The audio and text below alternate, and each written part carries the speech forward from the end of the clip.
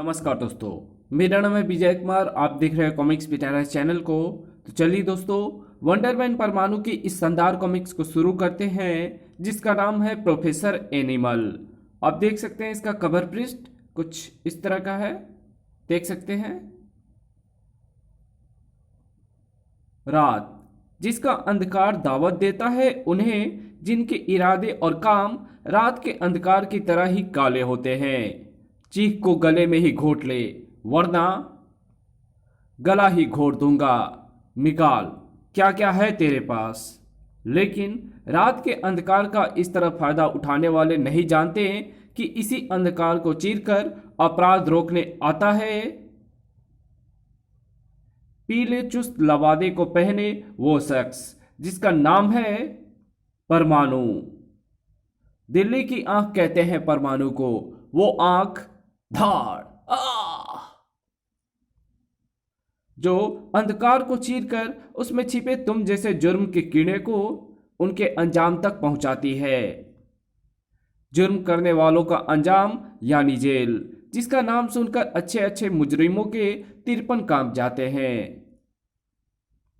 लेकिन इसकी आंखों में दौड़ गई ऐसी चमक जो निश्चय ही अनिल कुंबले की आंखों में 10 विकेट लेते समय रही होगी। और उसकी आंखों की ये चमक उस समय और भी ज्यादा बढ़ गई जब उसे सेंट्रल जेल की 3 नंबर बैरक में पहुंचाया गया।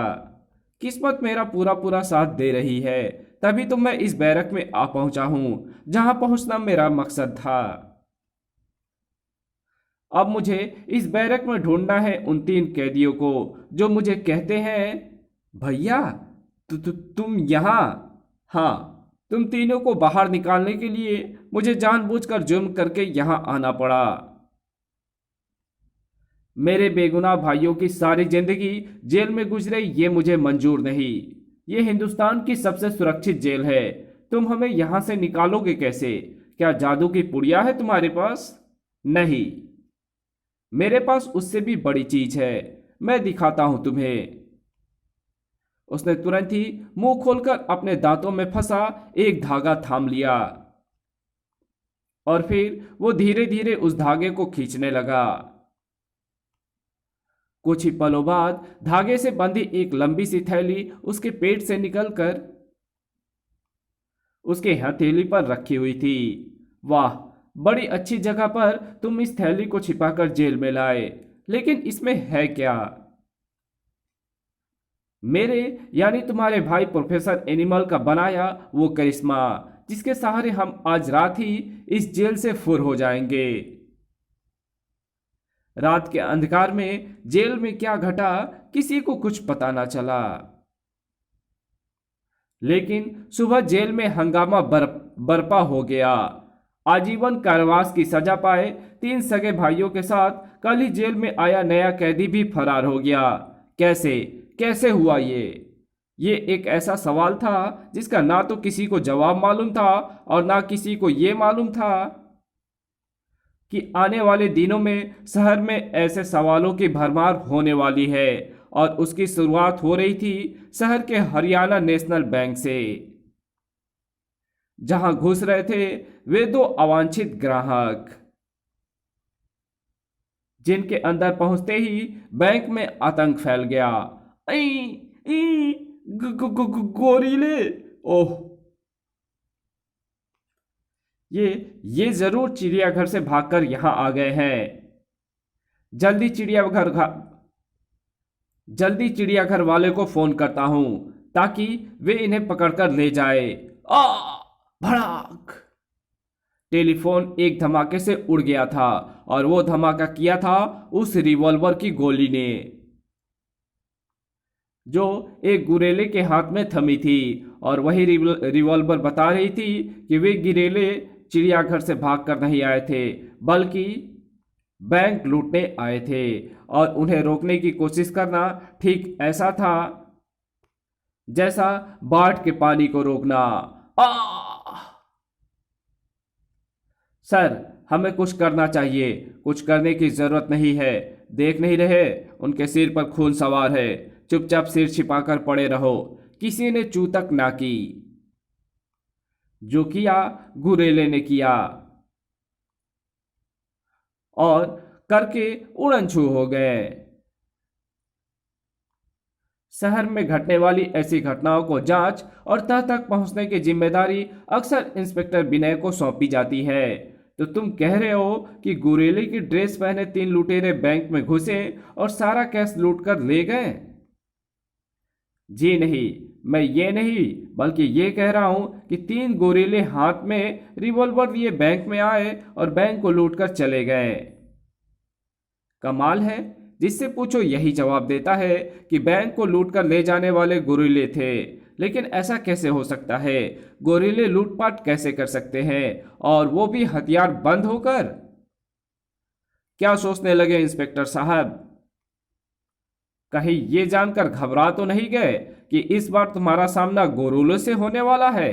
जी नहीं, मैं इसलिए नहीं घबरा रहा कि मेरा सामना गोरिल्लों से होगा, बल्कि इसलिए घबरा रहा हूं कि मेरा सामना गोरिल्ला की इस नानी से हो रहा है। क्या तुमने मुझे गोरिल्ला की नानी कहा? शर्म करो विनय। एक तो मैं तुम पर एड फिल्म बनाकर तुम्हें पॉपुलर करने के चक्कर में हूं, और ऊपर से तुम मुझे बुरा भला कह रहे हो। जानते हो, अगर मैंने इसकी शिकायत कमिश्नर अंकल से कर दी तो वे कितना नाराज होंगे। आखिर दिल्ली पुलिस पर 5 एड फिल्में बनाने का काम उन्होंने ही मुझे दिया है। तुम्हारी शिकायत पर कमिश्नर साहब के द्वारा सस्पेंड होकर सन्यासी बनना मुझे मंजूर है, लेकिन ये मंजूर नहीं कि तुम मेरी आंखों के सामने रहकर मुझे डिस्टर्ब करो। मुझे कुछ देर के लिए माफ कर दो देवी जी। तथास्तु, तुम्हारी परेशानी देखकर हम कुछ देर के लिए जा रहे हैं वत्स, लेकिन दोबारा दर्शन देने के लिए हम शीघ्र ही तुम्हारे समक्ष आएंगे। हे भगवान, बाला टली। छिपरा की तरफ से हटा इंस्पेक्टर विनय का दिमाग एक बार फिर पहले वाली उलझन में उलझ गया। बैंक को लूटने वाले गोरेले हो या इंसान, एक सफल वारदात करके वे चुप नहीं बैठने वाले। सफलता का नशा उन्हें फिर कोई वारदात करने के लिए विवश करेगा, और मुझे उस वक्त का इंतजार रहेगा। वर्षों अपराध शास्त्र का अध्ययन करने के वाले वर्षों अपराध शास्त्र का अध्ययन करने वाले इंस्पेक्टर विनय का सोचना सही था। जल्द ही वे गुरेले एक दूसरी वारदात को अंजाम देने आ पहुंचे थे, लेकिन इस बार वे अपने साथ लेकर आए थे एक कंगारू, जो अपनी थैली का बेमिसाल इस्तेमाल कर रहा था। गहने, हीरे, जवाहरातों को उठाकर अपनी थैली में भर रहा था वो, बेहद फुर्ती और तेजी से।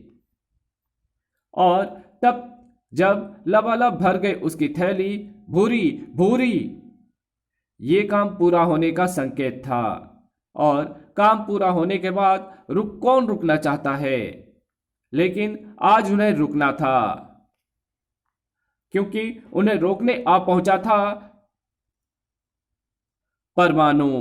उफ, अगर मैं ये सब अपनी आंखों से नहीं देख लेता तो कभी विश्वास नहीं करता।